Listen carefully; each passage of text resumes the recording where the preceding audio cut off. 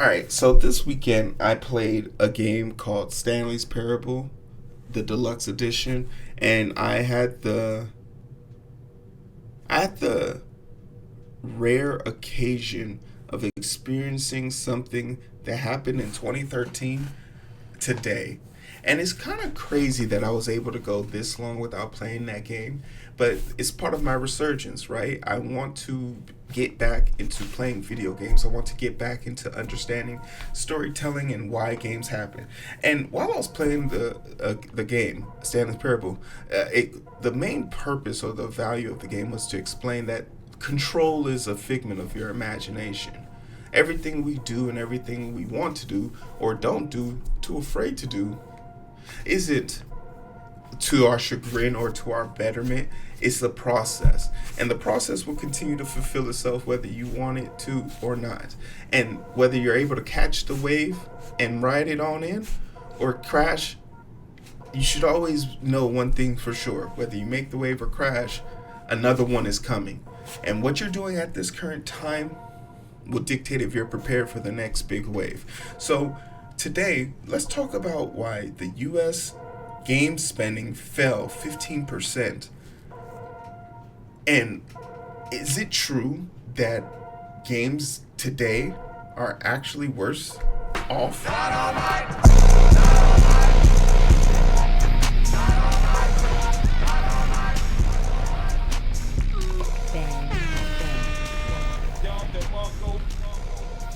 How you guys doing? My name is Hero. I'm a fake gamer and I want to talk about something. I was also playing Need for Speed, Hot Pursuit, and I had so much fun with that game. So much fun with that game. I'm thinking about doing a review for both of them. But today we want to talk about games basically not being, people aren't spending money on games, and in large part people aren't spending money on games. And while they give us a list of reasons here, I have my own, so we'll figure out what they think it is and I'll tell you guys what I think it is. Following the Final Fantasy VII Rebirth successful launch, Steam, the Square Enix, leaped into number 3 spot of Circana USA charts for January. Final Fantasy VII renewed success comes as Square Enix noted that game did not meet expectations. Damn. End stage capitalism right here, y'all. The game hit the number 3. Did well. Companies not satisfied. The Final Fantasy VII Remake and Rebirth Twin Pack also benefited from a Steam launch, shock rocketing the number 265 to number 16 on the top 20.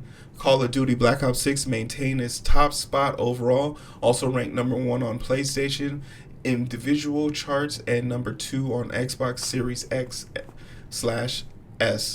The only new title released in January was Donkey Kong Country Return, with a debut of number 8 overall charts and in first place in the individual platform charts for Nintendo Switch. Makes sense. So, as a person who plays Call of Duty practically every week, well, I play at least twice a week. Call of Duty is just a skin farm. They right now have the Ninja Turtles pack, and I was thinking to myself, oh man, I'll pay $20 to get the 4 turtles. No, psych. These motherfuckers, these greedy end stage capitalists, long back, no chin having ass mother lovers said, no, $20 up. Pop! $20 a pop. You gotta pay 20 for each one. Now, am I gonna do it? Hell no. But if you like, share, subscribe, and maybe watch this a million times, I can afford one. Looking at mobile, Monopoly Go topped the charts. That's disappointing. Followed by Roblox. That's even more disappointing. And Candy Crush. Hey, my sister's addicted to that game. Pokémon TCG Pocket fell to 3rd place. Fell by 3 places, though it saw a second biggest week in revenue towards the end of January. Streaming apps, Real Shorts, short movies, and TV made it into the top 10, falling under the interactive story subgenre, as noted by Senior Tower Samuel and Real Shorts was released August 2022, but didn't see real traction until 2023, said Anu. In the past 2 years, streaming video slash game hybrid has skyrocketed and now has cracked the top 10 mobile gaming by U.S. monthly consumer spend. Speaking of U.S. consumers, spending has fallen 15% year over year, 4.5 billion. However, it's worth noting that Circana's tracking period for January was a week shorter than the 5 weeks tracked in January of 2024. Do we think that a 1 week could cover 4.5 billion? I don't think so. I believe it's down. As for video game content spending, dropped 12%, okay, compared to the same period last year. Okay, so 12% makes sense. It sounds accurate. As for video games content spending, while non-mobile subscription spending grew 13% because they got their hooks in you, 2% raise in mobile spending, it could not offset the decline across the areas of content spending, according to Circana. This includes hardware, which decreased 45% year over year. People aren't buying consoles. You know who those people are? That's them PS4 mother lovers, right? You broke PS4 people ain't buying the new consoles.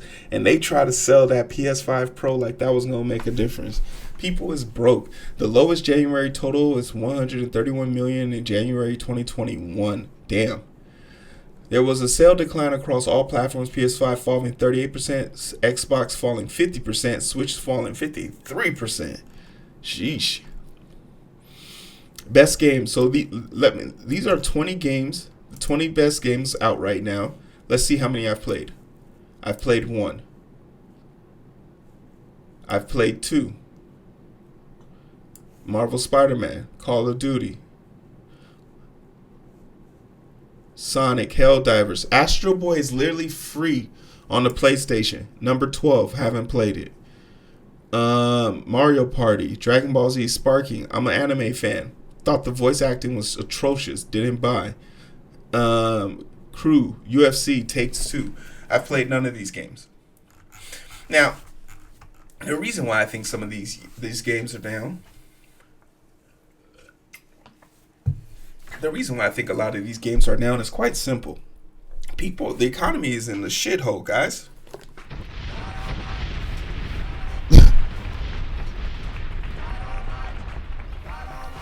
The economy's in the shithole.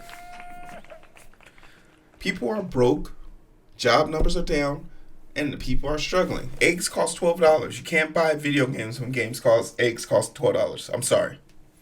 When people are stealing eggs out of the carton, and then you go to pick up a carton and you got to steal 2 eggs from another carton so you at least have 4 eggs. That's what's going on right now.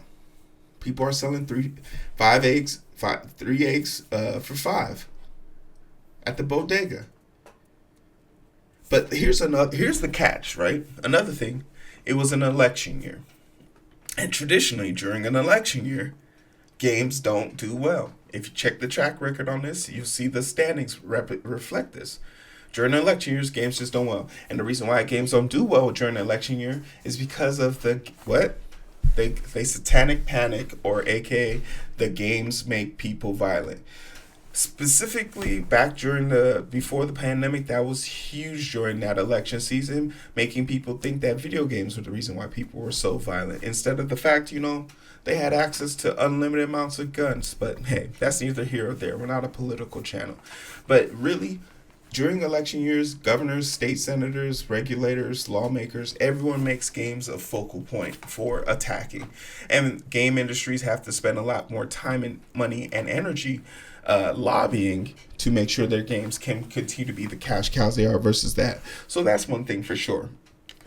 The second thing is games aren't being made complete anymore. Call of Duty, when it launched, was broken. Final Fantasy, when it launched, broken. Madden, broken. EA Sports, broken. Marvel Spider-Man 2 had issues. when they launch. Games are always being launched incomplete. So it's hard to want to buy a game. Imagine saving up money to buy a game and you can't afford the games because you're afraid to spend money on the games because you know there's a good chance that the weekend that you took off to actually enjoy the game, you might not be able to enjoy it because the game is broken. Now, the last thing, and the very much clear thing, is the reason why game sales are down is because all of these games listed, some of them have exclusivity to a console, right? They have exclusivity to a console, which means you got to pay full price. It's not like GameStops are out here flourishing. Anytime a game can go on Steam or get online, the prices for it drops. There's not enough competition. We need a fourth gaming console, and it needs to be sort of like a PC based gaming console. The strength of a PC, but only meant for gaming. And maybe that's $2,000 and you could outpace obviously any PC. But I think with $1,500 you could outpace any gaming console, right? I spent a lot of money on my PC so I could do a lot of incredible things. But the reason why that gaming sales have gone up is because gaming sales are dropping is because literally games are too expensive. Games prices not being game prices on the PlayStation Network are atrocious, right? Atrocious. But then if you have access to Steam, those games are like 30% off all the time, and you can get them in flash sales. So the economy's in the toilet. It's an election year, and prices of games are just in general too high on consoles. And every parent and every new person is buying their games on consoles. So we gotta fix that if we want to really be able to do this. But that's just my opinion on this. I'm a fake gamer, remember? Let me know what you guys think. You feel me? Like, share, subscribe. I got a Steam account now. Send me some games, y'all. I don't want to be